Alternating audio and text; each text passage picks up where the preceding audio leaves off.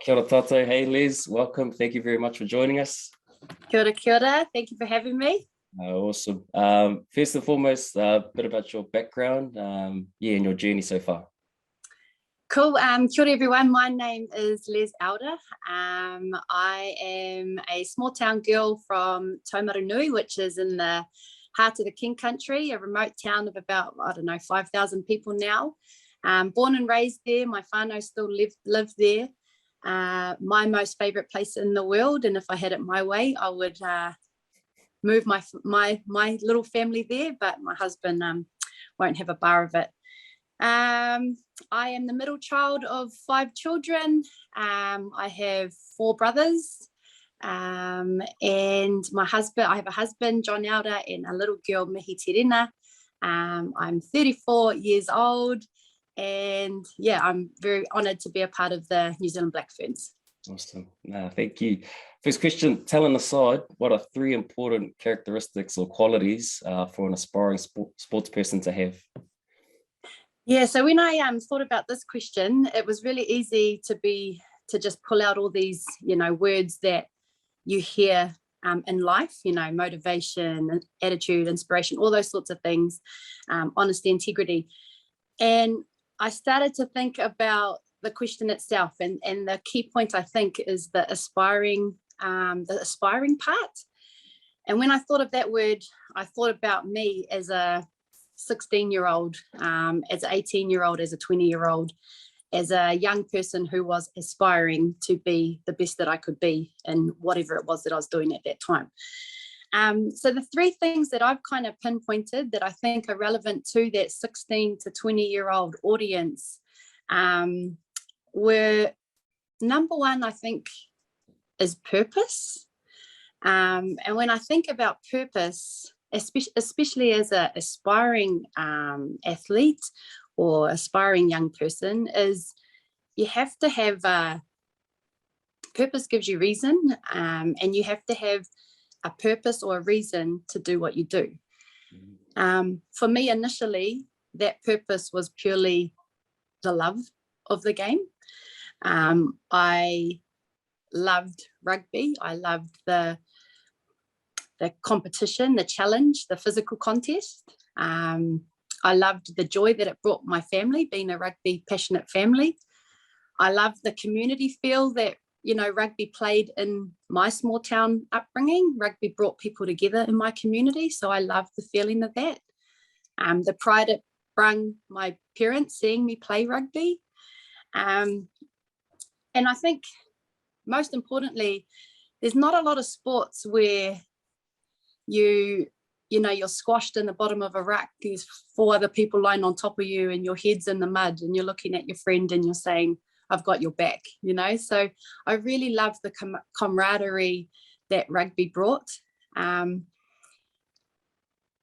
that was probably what I thought about when I read that first question, was the purpose and the love of the game. And for some people, your purpose might be, I'm just going out to get some fresh air and, be with my friends and have fun. And that purpose will probably change throughout your journey. And obviously for me, the original purpose of just loving what it brought for me at that time has evolved into being the best that I can be. And even as far as to being the best number 7 in the world. So that's probably number 1, is purpose. Number 2, when you say, talent aside, so if you have all the talent in the world, and we often hear that, talent takes you so far, it gets you noticed, it probably gets you selected to start with, but eventually everyone starts to catch up. So you have to have something more than your talent. And for me, growing up, work ethic was probably the point of difference I had in comparison to a lot of other young people. And that work ethic came from how I was raised. I was raised to work hard. I grew up on a farm and we shared duties. We all had a role to play in my household to ensure that the house got by, or that everyone was warm and safe and fed. And that work ethic has just been a part of me for my life. I think under work ethic, you can often also layer in things like discipline. You know, if you've got strong work ethic, you're probably going to have a strong level of discipline as well, which means that you're probably going to be someone who turns up on time, who pays attention to detail, to the craft that they're trying to perfect or learn. You know, you probably make good choices around whether you go out to that party every weekend, although I was a little bit guilty of that, as you know, Mitt, compared to staying home and doing your mahi. So I think work ethic encapsulates discipline, time management, commitment, motivation, preparation, all those sorts of things. And like the old saying is, you know, talent will take you so far, but if you're not willing to work hard, then that talent won't last. So I would say work ethic is another major characteristic or value that for people who are aspiring to be whatever they want to be. And then the last one, I think, is resilience. And when I look at my life, I've probably, you know, resilience comes in many forms, and I've faced resilience or hardships or barriers as far as I can remember. You know, anything could be a barrier. And I think for me, being a girl playing rugby was probably perceived as a barrier because there were no female teams for me to play in when I was young. I'd say being from small town and remote, where we didn't have access to, you know, facilities that you might get in the big cities. You didn't have access to coaching and even travel, you know, that was really hard. So you could say that that was a barrier. I think, you know, like financial as a young person. So my parents having to travel up to Hamilton for me to play rugby 3 times a week, you know, that was a barrier that my family had to overcome as well to be able to afford that. And then as you grow up, you just face different levels of hardship. So your ability to be able to overcome those is critical. And I think for me, I've changed my perception around what hardship is or what barriers are, because if I see everything as a barrier, then everything's just going to be a struggle. So for me, and I mean, I didn't nail this until later years, you know, I wouldn't expect any 16 or 20, even a 20-year-old to nail this. But I think if you can start looking at your hardships or your barriers in a different way, and maybe start looking at them as an opportunity to learn, an opportunity to grow, an opportunity to get stronger or to be better, then that will help when it comes to building resilience. Another thing with resilience, and I was trying to think of, I Googled I remember one day I Googled what resilience actually means, and it was sort of your ability to overcome difficulty. And I think that's one part of resilience or building resilience. I think the critical part, though, is how you learn from that. And I think that sometimes gets missed. And to provide an example of that, non-selection is obviously one of the hard things of being a professional athlete. And I've been through that, you know. I was originally, in 2015, when I first trialled for the Black Ferns, I wasn't selected. And an opportunity arose out of that for injury cover. So I was actually selected on the basis of someone else getting injured. Kind of leads in nicely with the next question, Liz, with the hardship over your career. You might just want to, that was question number 2 is cope with hardship over your career. And obviously 2015 selection, I know injuries and other things. What's your thoughts? Yeah, so I mean, those hardships they've come all through my career. And like I said, you face them every day. I think probably right now I'm facing, you could say, one of the probably bigger hardships of my career. And I'm not going to hide behind the fact that, you know, I've just come off a tour where I've captained our Black Ferns team to 4 consecutive losses. The biggest, you know, loss losses, the biggest losses in the history of our team. On the 100th game of our history, we lost and clocked up the biggest defeat that we've ever faced. So you could say right now that I'm probably facing one of the biggest hardships of my career. And I've gone through a bit of a reflection and revision over that. And I think for me, I've got two options. One of those options is I can sit in that emotion and in that feeling of disappointment and stay there and dwell on it and accept that is who I am, or that's the degree of my success.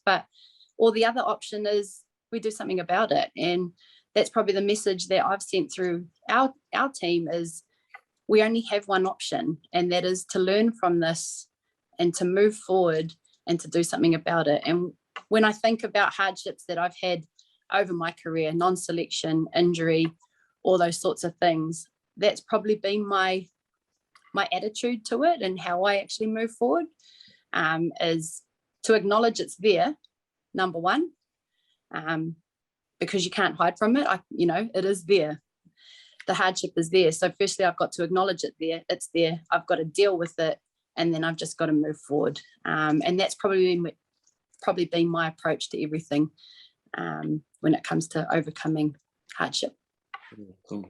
Next question: do you have a habit or routine that you would recommend?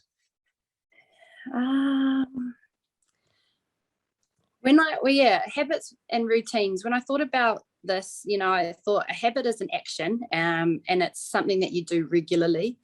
A routine is kind of your regular way of doing things. So trying to define what's a habit versus what's a routine.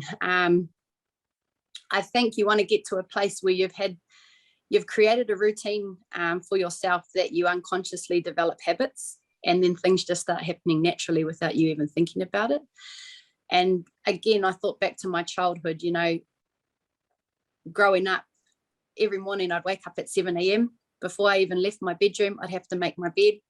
Before I got to the breakfast table, I had to wash my face. Growing up in a small 3-bedroom house with 7, 8 people living in it, often you're waiting for the bathroom or the shower. So if you missed out on the shower to wash your face, then you'd have to go to breakfast and set up breakfast for everyone. Post breakfast, you had a chore to do to make sure the house was clean, vacuum, mop, dishes, that sort of thing, and then you'd go about your day. So from a young age, I was in a routine, and it gave me purpose, because you got up every day knowing what you were about to do. And I think that relates with one of those core values around having purpose. And your routine helps you establish that purpose and gives you purpose through the day, which I think is really important. And then after having that routine for so long, it's created habits that are still how I get through the day now. I mean, even now at this age, I still wake up straight away, I make my bed. I go have a shower before I go to team breakfast. After breakfast, I get into my mahi. So I think routine is really important. And I'm not someone who, I've trialed with getting up, doing the breathing, doing the journaling, all those sorts of things. I've done a lot of that. But I think it's for, someone who's aspiring to be the best that they can be, it can be as simple as just getting up in the morning at a regular time, making your bed, washing your face, going to eat some good kai, getting some healthy, getting some sun, and then getting into your day. I think that's critical in a world where we can get too caught up in how everyone thinks it should be. As long as you can get that done, I think you're on the right track. Next question: when you feel overwhelmed or unfocused, what do you do? Yeah, this one probably relates a little bit to what I said around the resilience stuff, but it's probably something that I'm still learning to be better at. And I actually had moments, and I don't mind sharing this, I had moments in the tour just been where, played my first test in 2 years, and first one since having my girl. And I was pretty happy with my performance in that test. We lost, and I think I went into the second test with a bit of clutter. So I was a bit unfocused, maybe worrying a bit too much about the result and how we needed to fix the result of the second game, and maybe got a bit caught up on the outcome instead of just being present in that moment. And I ended up playing a pretty average game to my standard. So it made me ask the question of, how did I go from being super confident in that first game, playing really well, to then having a moment of self-doubt, and maybe filling my mind with a bit of unnecessary clutter, and then having a really poor performance. And I did some work with my mental skills coach around that, and I had some conversations with him. But ultimately, I think for me, what has helped me is that I have to acknowledge that the unfocus is there, or that that I'm getting a bit cluttered. I have to acknowledge that that's there, because if we just sort of push that to the side and try and ignore it, it actually doesn't go away. So my process is pretty much acknowledge that the feeling is there, if that be that I'm unfocused, I'm overwhelmed, I'm cluttered, I'm having self-doubt. Acknowledge that the feeling's there, and then approach why it's there and what I'm going to do to move forward from it. So things for me is, I often have to write it down. I'm someone who actually likes to talk through things. So, I mean, your wife is probably one of my biggest listeners in this world, Mitch. So she's someone that I often lean on when I'm a little bit overwhelmed and losing my way a bit. And her, alongside my husband and my whānau, often bring me back down to the ground and just make and resettle me. But other things that I do as well, and especially I noticed this becoming the captain and of the Black Ferns, and you get quite caught up in maybe the materialistic side of this world. So for me, going back to Taumaranui, taking my shoes off, removing my makeup, just getting back to my roots and who I am, is a really good way to settle me and reset me. So that's always been kind of my routine, especially before I go on a tour. I usually go home just to ground myself a bit, but with COVID, that's been quite hard. But yeah, that's kind of my process around that. Acknowledge it, talk to the people that help you, that you trust, deal with it, resettle, reground yourself, reconnect, and then go again. Awesome. Awesome, Liz. Fifth and final question. Rank the top 5 priorities currently in your life. Yeah, so first and foremost is obviously my whānau. So my husband and my little girl, and obviously my wider whānau are my number one priority in life, which for most people would be. And I guess just ensuring that they're safe, loved, happy, and protected. I'd say my next is probably well-being. So my physical and mental well-being is critical, because if I'm not happy within myself, I'm not feeling nourished or healthy, I'm not getting my exercise, those sorts of things, then it starts to impact on my number one priorities, which is my whānau. Obviously rugby is a high priority for me, and not just because it's what I do and what I love, but it is actually my job. So that is how I keep my whānau safe, fed, housed, all those sorts of things. So it is a high priority for me, and the joy it brings me as well to fill that well-being cup is pretty critical as well. Then I'd say my personal development, so me continuing to grow as a person off the rugby field, and that. So in regards to my commitment to my own personal growth, but also to my culture. So I'm on a journey to learn how to speak Māori, and I'm doing that for me and for my little girl. So that ranks as a high priority for me. And not only, I probably am at a stage in my life where I am so busy that I'm often I do miss out on opportunities to grow that part of my life back home with wānanga and things that are going on back in my iwi. So that's something that I'm really looking forward to once rugby's over, is to really get into that stuff and give back to my people and community.